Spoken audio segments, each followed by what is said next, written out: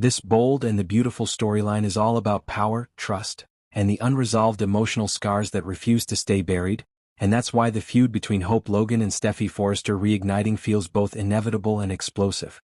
Hope for the future isn't just a fashion line right now, it's a battleground, and Friday's developments make it clear that its future hangs on more than just design talent. Hope Logan is genuinely happy with Deke Sharp designing for the company, and that happiness isn't naive or sentimental. Deke earned his place. His ideas are fresh, thoughtful, and aligned with what hope for the future represents. Hope sees potential in him, not just creatively but symbolically. Deke represents a clean slate, someone without the emotional baggage and dark history that has haunted this line for years. For Hope, working with Deke isn't about rebellion or favoritism, it's about finally feeling safe, respected, and creatively inspired in her own space. Her resistance to working with Thomas Forrester has nothing to do with talent and everything to do with trust. Hope has lived through Thomas's obsessions, manipulations, and emotional damage, and for her, reopening that door feels dangerous. Her refusal is rooted in self-preservation, not pettiness. Steffi Forrester, however, sees the situation through a completely different lens. From her perspective, business cannot be driven by Hope's personal feelings. Steffi believes Forrester Creations must prioritize proven success, legacy, and stability, and Thomas represents all three. He's a seasoned designer with a track record of hit collections, and in Steffi's mind, that outweighs Hope's discomfort. Steffi isn't denying what Hope went through, she's simply refusing to let those experiences dictate company policy. When Steffi says there's no room for both, it's a power move as much as a business stance. She's drawing a line and asserting control over the creative direction of the company, making it clear that emotions will not override what she believes is best for Forrester Creations. Hope's argument that there should be room for both Thomas and Deke is reasonable on the surface and deeply revealing on an emotional level.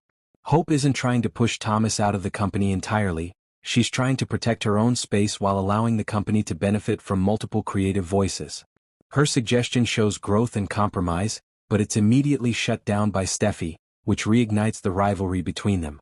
This isn't just about designers anymore. It's about who gets to decide whose comfort matters and whose doesn't. Steffi's refusal makes Hope feel powerless, unheard, and once again pushed aside in favor of the Forrester bloodline. Deke Sharp becomes the collateral damage in this feud, and his anxiety is completely justified. He knows he didn't get this job as a favor, but he also knows how quickly merit can be dismissed when family politics take over.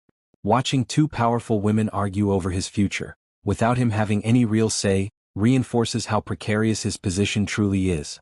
Deke represents new talent trying to survive in a world dominated by legacy and favoritism. His worry adds emotional weight to the storyline because it reminds viewers that behind every corporate battle are real people whose lives are affected by decisions made in boardrooms. What makes this storyline especially compelling is how it reframes the Hope-Steffi feud. This isn't teenage rivalry or romantic jealousy anymore. It's about authority, autonomy, and whether Forrester Creations is willing to evolve or remain trapped in its old patterns. Hope is fighting for creative freedom and emotional safety. Steffi is fighting for control, tradition, and what she sees as the company's best interests. Neither woman believes she's wrong, and that's what makes the conflict so volatile. As hope for the future hangs in the balance, the question isn't just whether Deke will keep his job or whether Thomas will reclaim his role. The real question is whether Hope and Steffi can coexist without destroying the very brand they're trying to protect. Right now, the feud has reignited with full force, and unless one of them bends, Forrester Creations may once again become a casualty of unresolved grudges and power struggles.